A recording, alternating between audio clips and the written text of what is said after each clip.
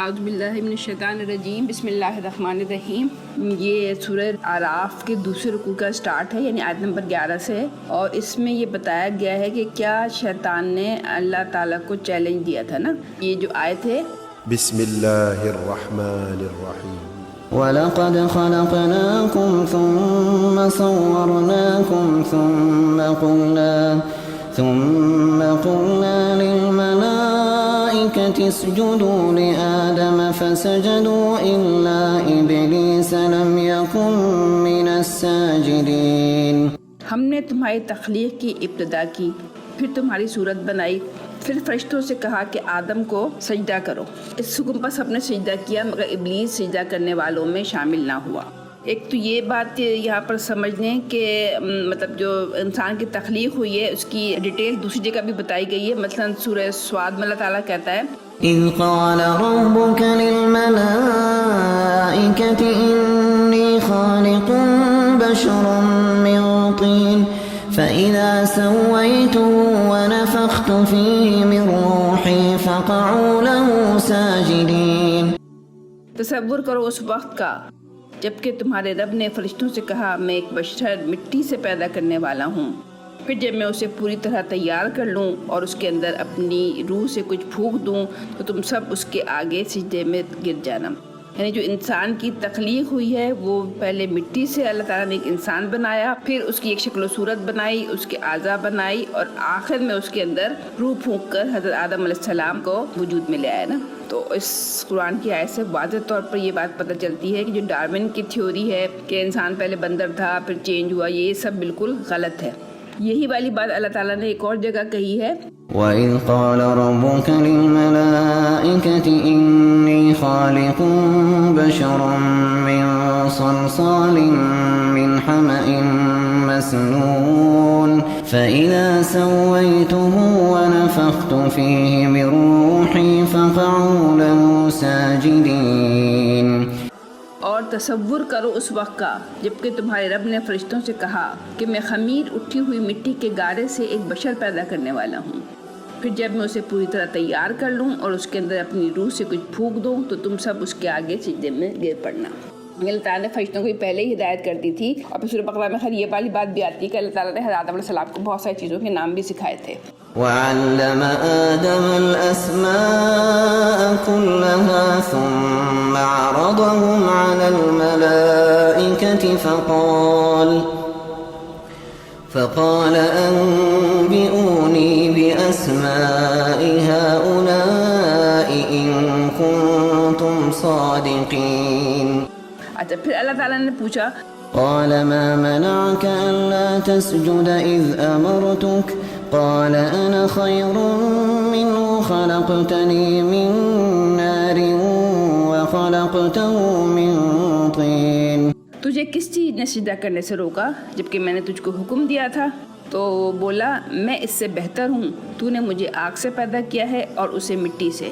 قال فاهبط منها فما يكون لك أن تتكبر فيها فاخرج إنك من الصاغرين۔ اللہ تعالیٰ نے فرمایا اچھا تو یہاں سے نیچے اتر، تجھے حق نہیں ہے کہ یہاں بڑائی کا گھمنڈ کرے۔ انسان کو بھی حق نہیں ہے خود بخود ہی اپنے آپ کو اونچا سمجھ کر دوسروں سے اپنی اطاعت کروائے یا پیروی کروائے نا۔ اب اللہ تعالیٰ نے ان سے کیا کہا، نکل جا، کہ در حقیقت تو ان لوگوں میں سے ہے جو کہ اپنی ذلت چاہتے ہیں، یعنی اللہ تعالیٰ نے اس کو نکال دیا کہ بس اب تم جاؤ یہاں سے نا۔ تو اب شیطان نے پھر اب اللہ تعالیٰ کو یہاں پہ ایک چیلنج دیا، قال انظرني إلى يوم يبعثون، کہ مجھے اس دن تک مہلت دے جبکہ یہ سب دوبارہ اٹھائے جائیں گے۔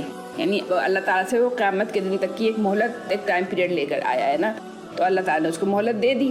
اچھا اب کیا بولا وہ، قال فبما أغويتني لأقعدن لهم صراطك المستقيم۔ اچھا تو جس طرح تو نے مجھے گمراہی میں مبتلا کیا ہے میں بھی اب تیری سیدھی راہ پر ان انسانوں کی گھات میں رہوں گا۔ ثم لآتينهم من بين أيديهم ومن خلفهم وعن أيمانهم وعن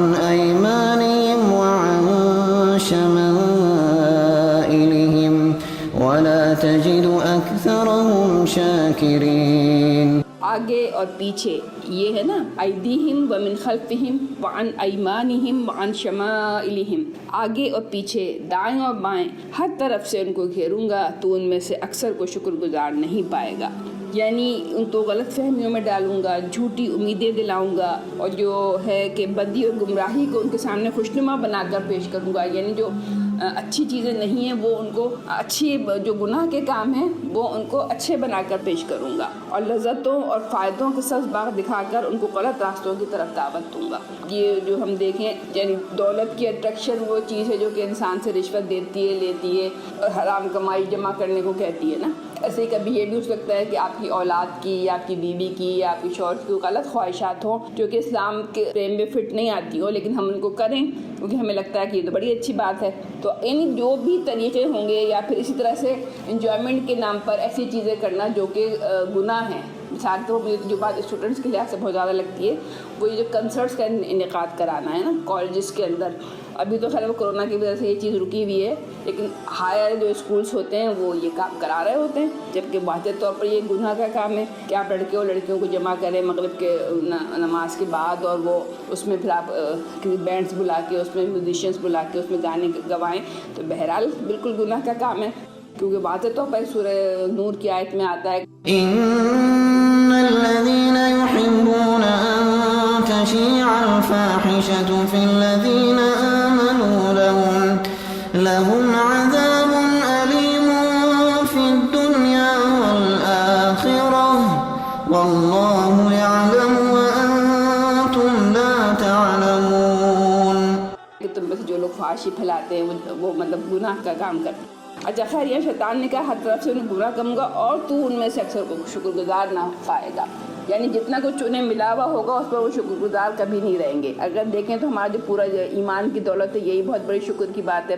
پھر جو ہمیں پورے اعضاء ملے ہوئے اپنے ہاتھ پاؤں ناک کان، یہ سب بھی ایک شکر کرنے والی چیز ہے. لیکن شیطان کیا کہہ رہا ہے، میں ان کو ایسا بھٹکاؤں گا کہ وہ شکر گزار ہی نہیں ہوں گے تیرے.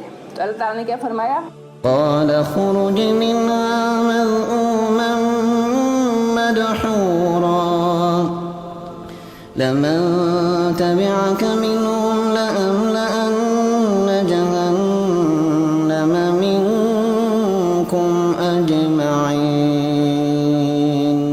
نکل جا یہاں سے ذلیل اور ٹھکرایا ہوا، یقین رکھ کہ ان میں سے جو بھی تیری پیروی کریں گے تجھ سمیت ان سب سے جہنم کو بھر دوں گا. وَيَا آدَمُ اسْكُنْ أَنْتَ وَزَوْجُكَ الْجَنَّةَ فَكُلَا مِنْ حَيْثُ شِئْتُمَا وَلَا تَقْرَبَا هَذِهِ الشَّجَرَةَ فَتَكُونَا مِنَ الظَّالِمِينَ.